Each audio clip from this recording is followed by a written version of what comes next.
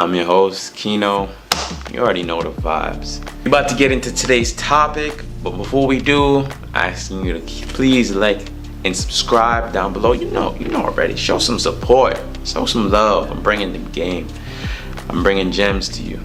Today's topic is the 5 things that I've learned from trading Forex 2 years consistently. Number 1, picking one pair on session. The reason for picking one pair and one session in trading Forex, because it makes it easier to master the skill when you're only paying attention to one pair. It makes it easier to trade as well when you're only paying attention to one pair. So when I first got in the game, I was paying attention to everything. I had like 20 different pairs, just like, oh my god, I gotta watch this. Oh, this one is doing this. All right, I gotta. It's really hard to trade, especially my trading style, to trade that and be watching 20 different pairs at the same time. It's just not possible for me to pay attention to 20 pairs at a time, and for most people it's not possible. If you're a person that has already gained success and you trade 20 pairs, well, congratulations to you. But for the most part, it's not an easy task to do. So trading one pair is very important, and also knowing when that pair moves, when that pair is the most volatile. So I trade NAS 100 or US 30, and I trade them only in the New York session. The New York session starts around 8 o'clock to around 10:30 is when it starts to kind of slow down. So that's the time that I'm around my computer to get in or out of trades. It's from 8 a.m. to 11 a.m. That is my trading time. So understanding when you are when you're here is the best time to trade. Like if you're gonna trade DJ, you know that. Well, if you didn't know, the best times is to trade during London session. When your London session is probably around 2 to 4 a.m. That's Eastern Standard Time. Obviously, I'm talking New York time zone. If you live somewhere else, then the time zone could be different. Time could be different for trading GJ. You need to learn. You need to know what time to trade that pair. When can you get the best moves out of a certain pair? Like you could trade during New York session too. It still will move, but you have to make the conscious decision that I'm only gonna trade during New York session for GJ, or I'm only gonna trade London session for GU, or whatever the case is. I don't trade either pairs, but if that's what you chose to do, you have to find one pair and when it trades the best. Number 2, knowing your trading style. Knowing your trading style means knowing yourself. Are you a patient person or an impatient person? I know for myself, I'm quite impatient. I'm from New York, so anything about New York is we're not that patient. We walk fast, we do everything fast. We beep you as soon as the light turns green. Like literally, you'll get beeped if you don't when the light turns green. So just naturally not being slow in our movements, I've become patient at times. I like to trade a faster pair, and I don't like to hold trades for too long. I probably hold trades for like couple minutes to, well, not couple minutes, I would say like a couple hours. Maybe the longest I'll probably hold a trade is like 4 or 5 hours. That'll probably be the longest I'll hold a trade. So I'll go from like scalping to intraday trading, but I'm like right between there. But you need to know if you're a scalper, intraday trader, swing trader, long-term hold, buying investor. You need to know that. Are you patient? Are you patient enough to hold a trade 2, 3, 4, 5, 6 days, maybe just one day? That will make you like a swing trader. But if you're not patient enough to hold for a couple days or a couple weeks, maybe you're an intraday trader. But even if you're not, like you can't even hold a trade for 4 or 5 hours, maybe you're a scalper. But you need to figure that out. You need to figure that out based on your personality. Which one of those fit with you? Which trading style will work with your personality best? Because that's when you will find success, because this trading style works with you. You can't be a scalper. Like, you can't be impatient like me and be like, I'm gonna hold this one trade for 2 days. Like, I wish I could. It's me. If I'm seeing profits and I already got like a 2-to-1, 3-to-1, I'm leaving. I'm not holding. I can't. I'm leaving the trade. I'm not staying. I can't hold for days. Sorry. Your trading style based on your personality, very important. Number 3, risk management. Very, very important to understand your risk management, because that's what is going to make or break you. You can have the best strategy in a loving world, but if your risk management is off, you won't be able to be successful with that strategy. Your risk management also has to be tailored to your trading style. So if you're a swing trader, maybe you're going for a bigger risk management. Maybe you're going for a bigger R to R, risk to reward ratio too. So you can maybe risk a little less for more because you're holding the trade for a longer time. But if you're a shorter time trader like me, you would probably risking more because you're only staying in the trade for so long, or quote unquote risk manage.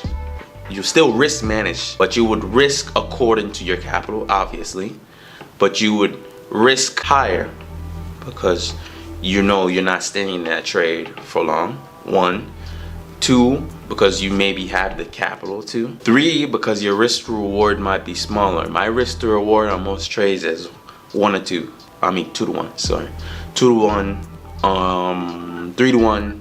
I don't go past 3-to-1, to be honest with you. 3-to-1 is probably my maximum on a risk to reward basis. And if you're a scalper, you have to put size on that trade for it to like, if you're catching just 10-20 pips, you gotta put size on it because you're not gonna see that much. But if you're like a swing trader and you're catching 100-150 pips, you don't have to put that much size on it, because over the pip, over like the range that you're catching, the amount of pips you're catching, you're gonna make that up. So understanding your risk management is very key. Number 4, you have to understand your strategy as well. So before the risk management, all that type of stuff, you have to understand your strategy. If you don't understand your strategy, then your risk management doesn't matter. Well, it does kind of matter, because it's still gonna save you a lot of money if you know that you're not risking a lot to gain a lot, or if you're not risking a lot more than the capital that you have. Like if you're probably taking a risk on a day on your capital, I don't know how much capital you may have, $10,000 capital, and you only risk 1% daily, it's gonna take you 100 days to blow the whole account, which is probably not likely. If you really have to just be closing your eyes and just press it or whatever to lose 100 days back to back below the account. That's pretty crazy. Understanding your strategy is very important. So you got to understand when your strategy works best, what it looks like when it's not working. So like when you understand your strategy, when a trade doesn't look good, you'll close it early. Like if you're sitting in drawdown and trade just doesn't look good, you'll close it early, because the whole name of the game is cut your losses quick, keep your winners running, or at least let them hit TP. If you could cut your losses quicker, you would save more money, but you just let your runners run to TP, or you just let them run. It just depends on what type of trader. If you're long-term trader, you just keep letting them run. But if you're short-term trader, just let them run to TP. But if your trade doesn't look good, like based on the back testing that you've done on the trading strategy that you have, and it doesn't look good, close. You cut your losses quickly. Not saying every trade that just goes in drawdown, you just close because you don't like being in drawdown. That's ridiculous. Losing is inevitable. It's a part of the game. Because sometimes even like I can't stop the trade. I can't close the trade out earlier because it hasn't gotten to that point where it looks like it's not going to work out. Sometimes it's just straight. It like closes, it stops me out really fast, and that's happens sometimes. Losing is inevitable in this game. If you feel like you're gonna have 100% strike rate on your strategy, find something else to do. Because it just doesn't exist. Find something else to do. Everyone loses. Institutionals loses. Banks loses money. Not saying they have a whole bunch of money because they're still in business now. The only reason why we trade is because we're in business to make money, right? So they don't lose a whole bunch of money, but they still lose. They don't have 100% risk. They don't have 100% strategy that win all the time, right? So you're gonna take losses sometimes. It's inevitable. But back testing, understanding your strategy, understanding when you see that setup, you don't hesitate. You just boom, you take the trade. No hesitation. Don't go back, oh, let me reanalyze this. If you analyze it already and you plan this out, you know what zone, what area, what you exactly wanted to get in, and you see it coming to that area, take the trade. Don't go oh, let me draw this trend line and see the Fibonacci. You already did the work. Just take the trade, because now you missed the trade, or the trade hit your area and now it's pulling back out or going back up, wherever the case is. Now the risk to reward is you're losing, you're diminishing your risk to reward, because now your trade is going further and further away from your entry point that you should have taken that would have gave you the best risk to reward ratio. So you have to understand the strategy that you use, understand how it looks like, understand how it's supposed to set up, and understand how it looks when it's not going right. It's very important. Number 5, putting it all together, is creating a system that will put all of these other 4 components that I said all together. So that's picking one pair, 1 or 2 pairs. I'm not gonna be unfair, like 1 to 2 pairs. Don't go crazy. 1 to 2 pairs max. 1 session only. So this is your system. You're looking at 1 to 2 pairs in 1 session. You know when you're trading, you know yourself. I'm a swing trader. I'm a short-term trader. I'm an intraday trader, right? This is a part of your system. So you know this, and then that, you know, all right, cool. How much I'm willing to risk 1%, which is $50 of my account a day, or $100 or $10,000. It depends on your account size. I don't know that. And knowing your strategy, that in itself is the whole system that you put together that will elevate your trading to the next level.